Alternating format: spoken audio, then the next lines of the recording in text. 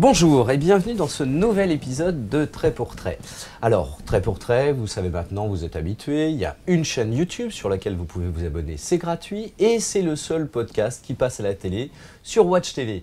Donc vous pouvez aussi vous abonner au podcast. Podcast par Apple Podcast et par Google Podcast. C'est gratuit, il y a 3 formats, un format audio et 2 formats vidéo. Alors aujourd'hui, nous avons le plaisir de recevoir Laurent. Écoute, j'ai un peu le souffle coupé, maestro Tanino Liberatore. Ah ouais, voilà. Moi aussi, voilà, il n'y a pas des mots qui sortent. Autant d'incensements. Très. Non mais écoute, que dire, c'est vrai que voilà, on a un personnage d'une excellente qualité dans l'ensemble des travaux qu'il fait, très reconnu. J'ai juste une première question parce qu'on sait que vous avez travaillé un petit peu sur la bande dessinée, beaucoup dans l'illustration, là un petit peu sur les super-héros, je crois que tu en parleras tout à l'heure. Mais est-ce qu'on continue à vous dire, ah oui, c'est le monsieur qui a fait Rank Xerox? Et qu'est-ce que ça vous fait? C'est qu'est-ce qu'on me dit tout le temps. Ça me fait rien, dans le sens que c'est la vérité. Et en plus, je dois beaucoup à ce personnage, même si j'essaie un peu de montrer une autre face de moi. Mais ça va, hein, ça ne me gêne pas du tout. Oui. Alors, on me dit qu'il faut mettre le micro comme ça, c'est mieux. Voilà. Hein, non, parce qu'on a la régie, nous, tout autour qui contrôle. Je suis sûr. Alors, de temps en temps, on fait des gestes, on fait des choses comme ça, mais c'est pas nous, c'est pas des tics. Oui, mais tu sais, moi, je suis un Italien, alors les gestes avec les mains, là, je suis coincé. Je suis complètement coincé. J'arriverai pas à parler. Alors, nous sommes toujours dans le 9e à Bulle en Tête avec Jean-Pierre Nakache. Voilà. Bonjour. Et Bulle en Tête, la très jeune librairie, qui elle est vraiment très impressionnée de recevoir un maître de la bande dessinée, qui a vraiment bercé toute notre adolescence et qui est parmi les gens qui nous ont donné envie de faire ce beau métier de libraire. Ah bon, merci, hein, parce que moi, une fois que je suis rentré, c'est moi qui étais complètement waouh, avec tous les titres et les choses qu'il y a dedans. Pas la production, ça vous effraie? Non, là, je parle de toute la BD, les BD qu'il y a, c'est vraiment, c'est trop, je crois, à la fin. Parce que moi, je ne savais pas où commencer, là. C'est 12 000 titres, et déjà, c'est une sélection, mais effectivement, on aime la bande dessinée, toute la bande dessinée, et on a envie de la faire partager. Ah ouais, je suis content. Ça. Tanino, c'est pas par la bande dessinée. Qu'en 1982, juste quand Tanino a commencé à faire Rank Xerox, etc., il devait y avoir 300 ou 400 nouveautés par an. Bon, aujourd'hui, il y en a 5500. Ah oui, je sais, j'ai entendu ça. Mais oui, c'est vrai, il y avait 300 par an, tout était presque bien. D'ailleurs, c'est pas par la bande dessinée que vous avez commencé, c'est plus par de l'illustration, moi j'ai commencé pochette d'album, de disques. Hein. Ouais, j'ai commencé à être indépendant économiquement comme travail. J'ai fait des pochettes de disques pour la RCA italienne à l'époque. C'est en 74. Aussi, c'est ça, hein. Frank Zappa, c'est arrivé après Rank Xerox, après la BD justement, parce que lui, il a vu Rank Xerox et il nous a contactés, à moi, le scénariste, et j'ai fait, après, c'est en 82, j'ai fait la pochette à Zappa. Par contre, mon travail du début, c'était entre 75 et 78. D'accord, de l'illustration. D'illustration, et de BD, illustration, publicité, un peu tout. D'accord. Et après, c'est arrivé la BD. Donc la BD arrive vers les années 80, c'est ça le 77-78, une chose comme ça. Je rencontre un vieux copain d'école qui est en Italie, est devenu une star maintenant, il est mort, ça fait longtemps, mais il continue à être une des plus grandes stars de la BD italienne qui s'appelle Andrea Pazienza. Et lui, il m'a fait connaître les autres mecs avec lesquels j'ai travaillé après. D'accord. Et Rank Xerox, pour resituer, pour les gens qui ne connaîtraient pas, il peut y en avoir, je ne pense pas. On est dans un univers futuriste, ultra réaliste, ultra violent quand même. Hein. Non, il y en a qui ne connaissent pas maintenant. Oui, donc c'est un univers futuriste, ultra réaliste, ultra violent, des choses. Est-ce qu'on pourrait continuer à faire de la bande dessinée comme ça aujourd'hui? Je ne sais pas, je crois que non, parce que maintenant il y a un moralisme qui vraiment... qui avance, déjà longtemps, déjà, ça a commencé déjà dans les années 90. Après tout, qu'est-ce qu'on avait obtenu, nous? On a tout perdu au fur et à mesure. Il est revenu la restauration. C'est ça le problème. Mais ça arrive toujours, c'est toujours dans les époques, c'est toujours comme ça. Il y a les révolutions et après il y a la restauration. Il va y avoir une autre révolution, c'est sûr. C'est pas con. Et moi, je ne ferai pas partie, je crois. Voilà, ça fait longtemps que vous faites plus de bande dessinée finalement. Mais oui, ça fait longtemps. Justement, je disais qu'il y a peut-être quelqu'un qui ne connaît pas Ranxerox à cause de moi, parce que j'ai laissé quand même tomber pour longtemps la BD, parce que j'ai fait les premières 2 Ranxerox, je l'ai fait au début 80, et le 3e en 96. Alors c'était un peu trop. Il y a une génération qui est passée à travers. Avec un autre scénariste là. Oui. Avec qui un intervenait. scénario, ouais, avec la moitié de l'album. Disons que moi j'avais commencé déjà la moitié, la première partie de l'album, du 3e album, avec Tamburini, qui est le scénariste et le père de Ranxerox. Et moi j'ai maximum l'oncle. Et après, justement, pour continuer, j'ai parlé avec quelqu'un qui est très connu ici, mais qui, quand je l'ai connu moi, c'était un journaliste comme vous, qui m'avait fait des interviews vraiment très très belles et très intelligentes, je trouve. Et après, on est devenus copains. On va donner son nom. Il s'appelle Alain Chabat, justement, à lequel j'ai demandé si on voulait continuer en changeant un peu tout. Qu'est-ce que c'était le début du 3e album. Et on a fait ça. Mais c'était pour terminer. Je savais qu'à la fin du 3e album, je n'aurais pas fait d'autres Ranxerox. Les aventures de Ranxerox aujourd'hui sont réunies en intégrale, non? Oui, non, mais oui, à l'intégrale, bon, déjà plusieurs fois. Hein, avant Grenade, ça avait été Alba Michel qui avait réuni les 3 albums ensemble, mais pas en façon unique. C'était 3 albums séparés, mais c'était un bon coffret. Ouais. Et en plus, il y avait un petit insert en noir et blanc des premières Ranxerox de Tamburini, justement, qui n'avait été pas encore publié à l'époque. Maintenant, parce qu'au début, c'était lui qui dessinait aussi. Moi, je faisais, et l'autre copain, il faisait les crayonnés, et Tamburini faisait l'ancrage à part l'histoire. Alors Alain Chabat, vous le retrouvez aussi avec le cinéma.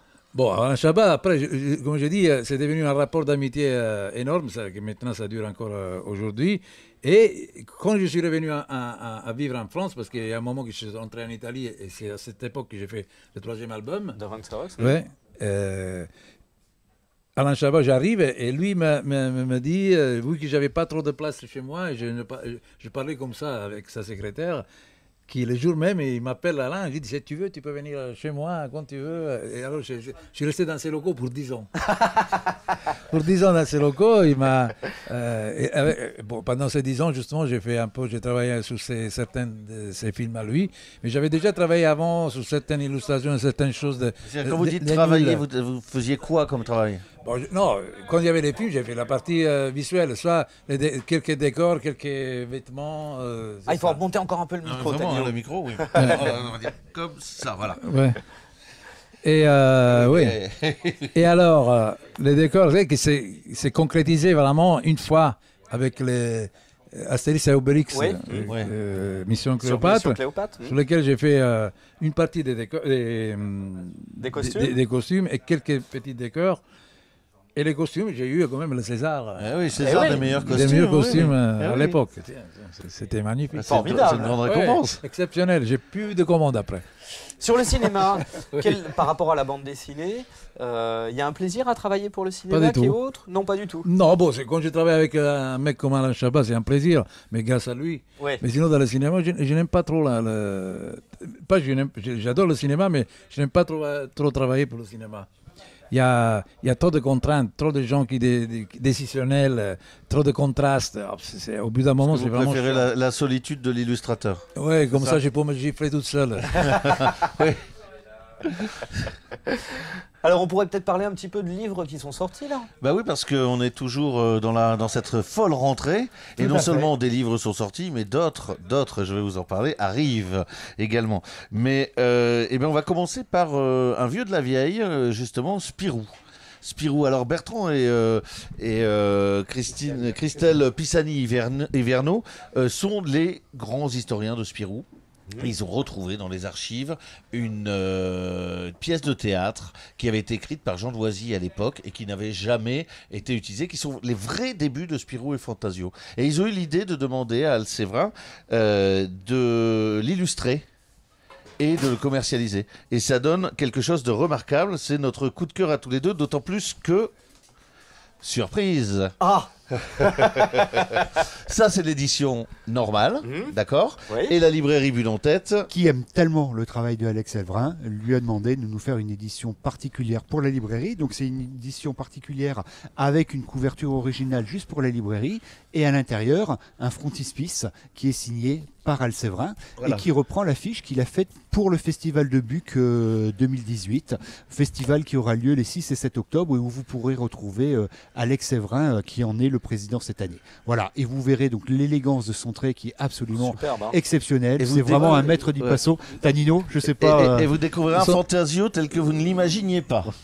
Non, sincèrement, je ne connais pas trop la BD franco-belge, parce que chez nous, un peu, c'est le seul qui a vraiment eu de grands succès, c'était Astérix. Mhm.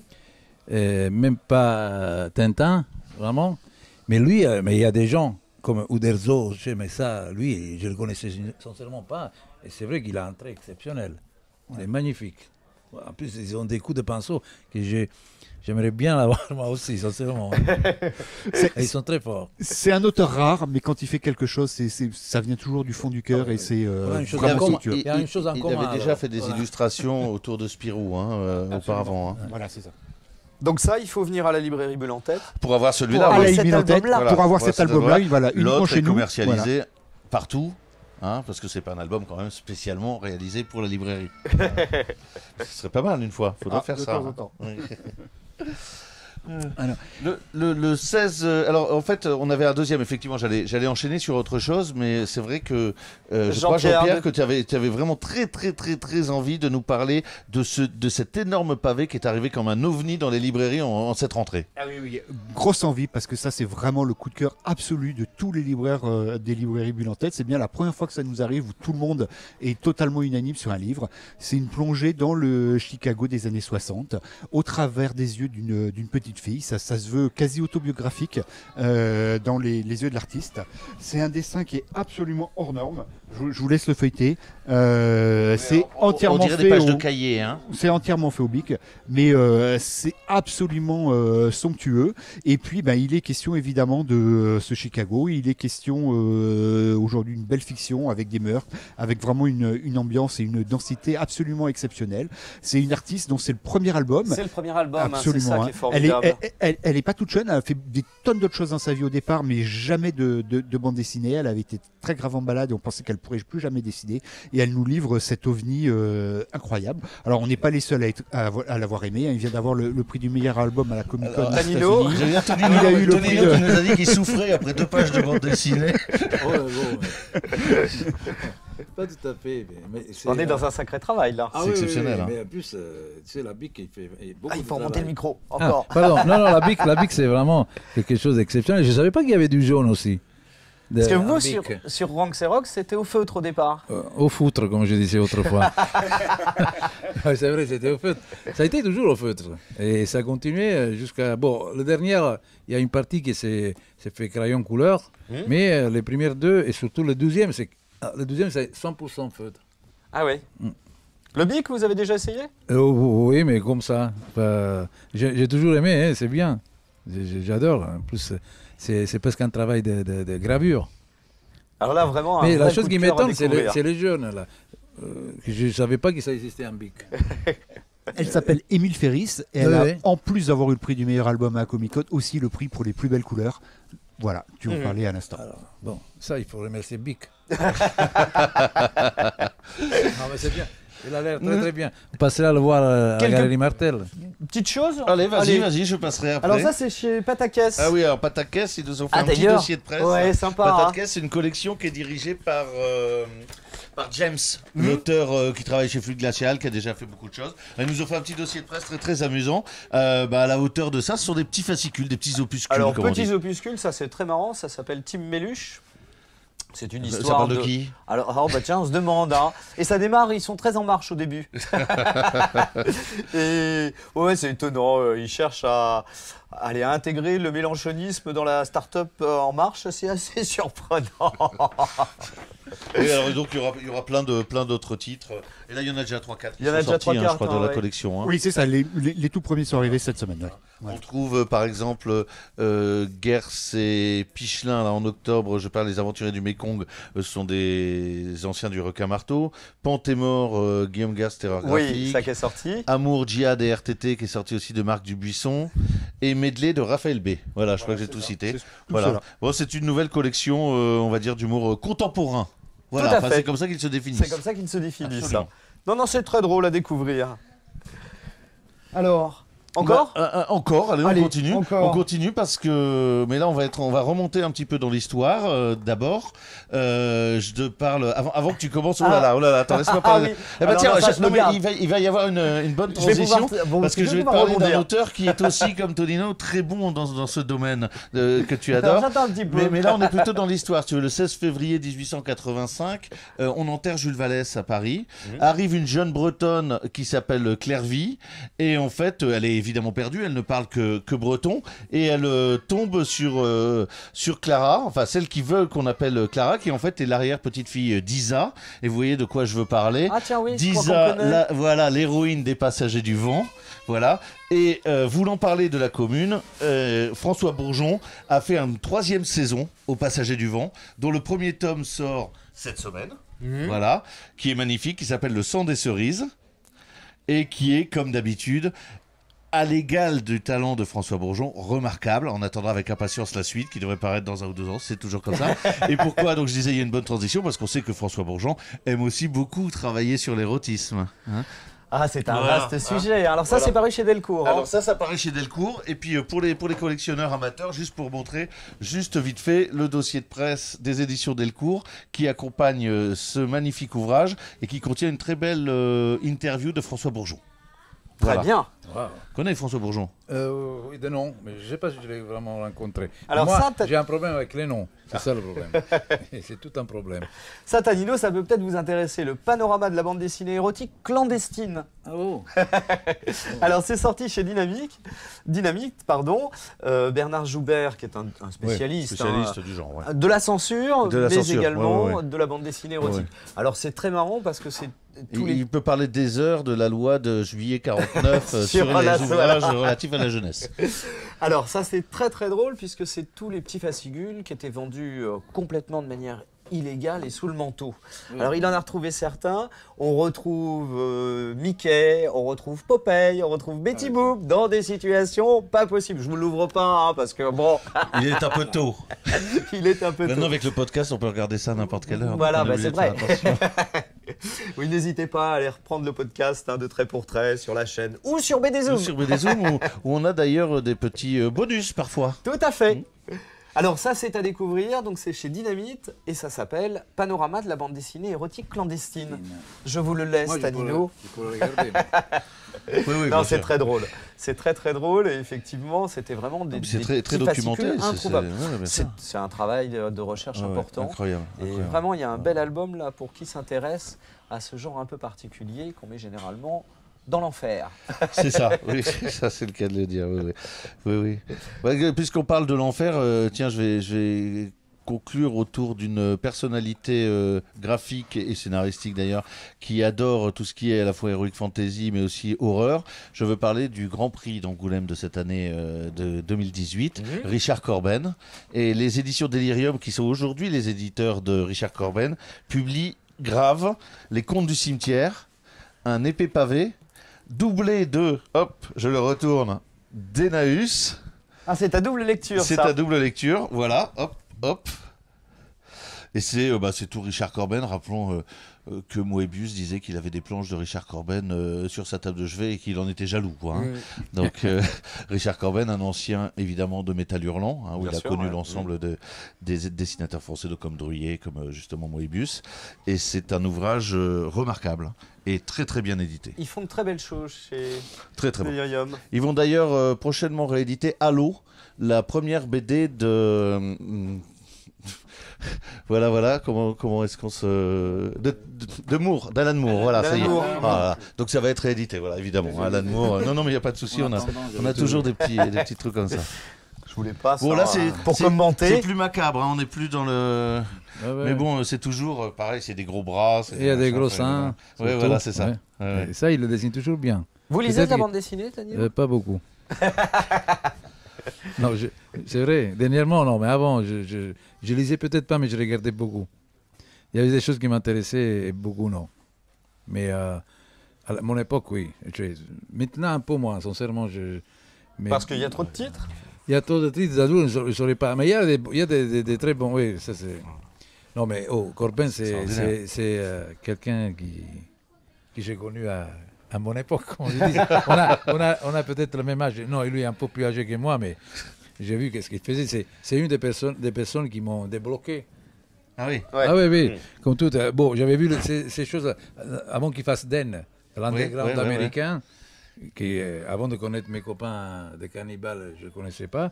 Et lui, c'est quand même quelqu'un qui m'a ouvert l'esprit. Pas qui m'a influencé techniquement, mais dans la tête.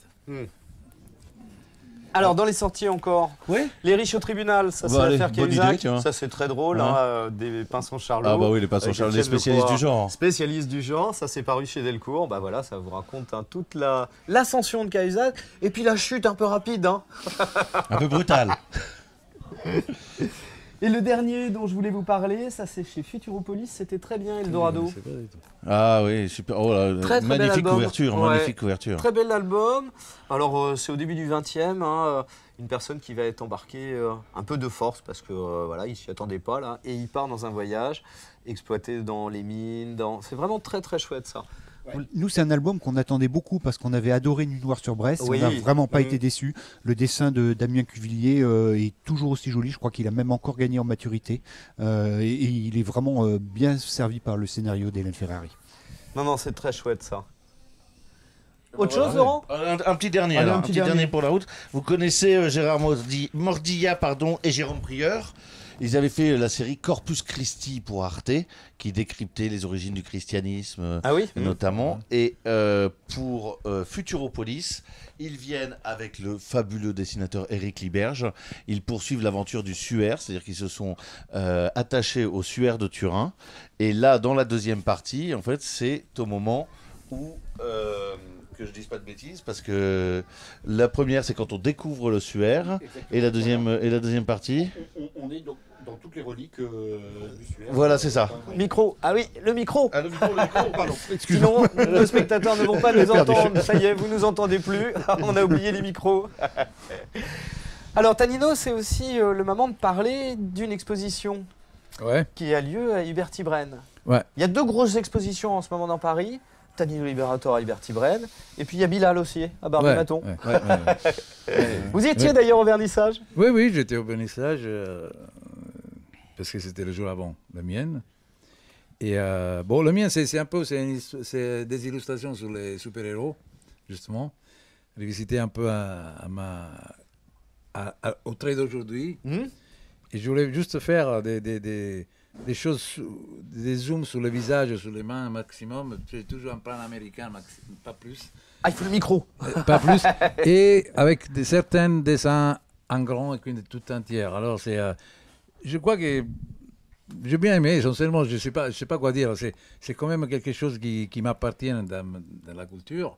Et je voulais montrer aussi pratiquement que même dans Ranxerox, il y a quand même pas mal d'influences qui viennent spécialement dans la partie esthétique, Oui. qui vient des Voilà, super-héros c'était un peu la de question l'Amérique. justement. Le monde L'influence des États-Unis. Le monde des super-héros ne vous est pas étranger. Vous aviez fait un Batman.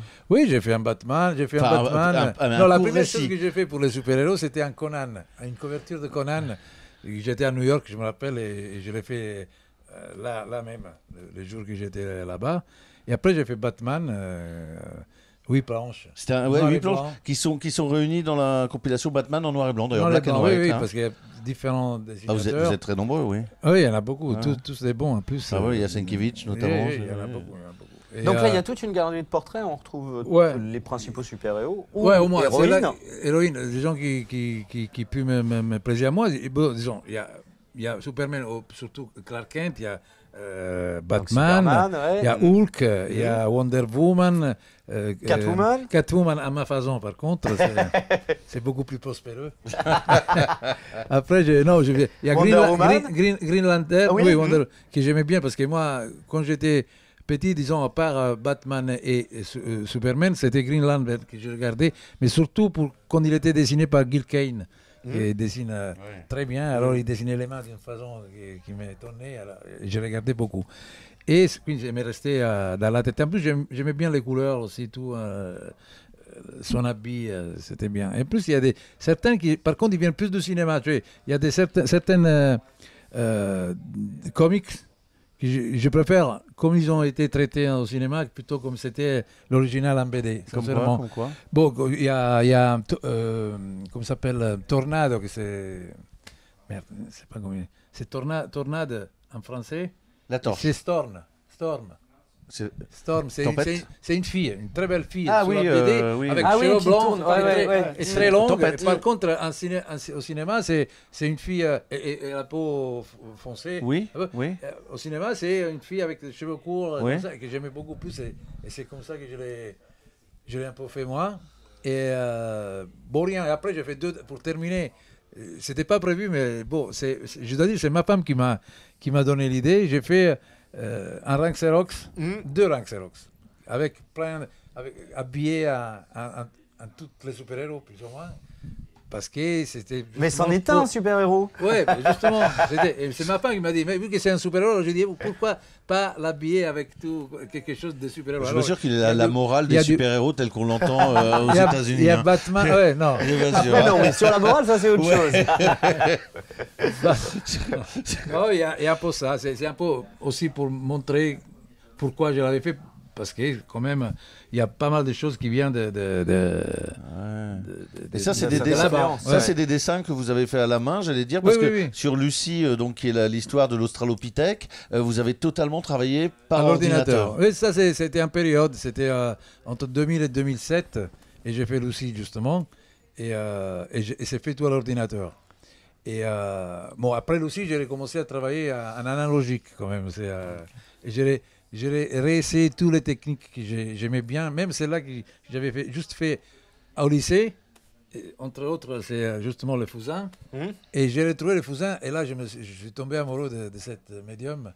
Et tous les super-héros, ils se font au fusain et au pastel sec. Ouais, ouais. C'est ça. J'adore, moi. J'adore, Difficile dans une galerie de mettre des impressions numériques quand même. Non, mais sincèrement, Oh, chez Art Ludique, c'est pas- oui, ça se fait, ça c'est se- vrai. ça se fait, mais bon, c'est bon. Hein, disons que une fois que j'ai appris à travailler à l'ordinateur, c'est devenu un médium comme un autre que j'utilise encore quand je fais des travaux. Des travaux de commande. Parce que comme ça, on peut changer, on peut faire qu'est-ce que la personne qui te ordonne et te dit. Parce que- Alors, ça c'est donc à la galerie Hubert Tibraine ouais. jusqu'en octobre. Jusqu'au Oui, 20 octobre. Jusqu'au 20 ouais, octobre. ouais. À Paris, bien sûr, puisqu'on Oui, a oui. parlé dans l'émission la semaine la dernière Belgique. de la galerie en Belgique, et là, c'est la galerie parisienne. Ouais. Donc, à découvrir votre travail tout Ah, pas autour mal des Hubert super-héros. Tibraine, ça leur fait quand même une belle palette Ah oui, c'est pas mal, là. à présenter à la fois à Bruxelles et Ouais. à Paris. Donc il y aura bientôt une autre bande dessinée, parce que la dernière, en fait, c'est un petit court récit qui a Oui. été fait avec Jean-David Morvan dans une Ouais. compilation de Glénat qui qui- s'appelle La mort Le et Petit Mort. Petite Petit Mort. Mort. hein. Non, il Et y aura, là, et on il y aura fait quoi comme, après comme on le disait au début, il y aura des autres BD, peut-être des milliers de titres, mais pas les miennes. Tani de Libérator, c'était un plaisir de vous recevoir d'entrée pour trait. Merci Vous beaucoup. pouvez revenir quand vous voulez, Ok, la prochaine comme BD, chez Alain Chabat pendant 10 ans. la prochaine BD. Ah bah, dis donc.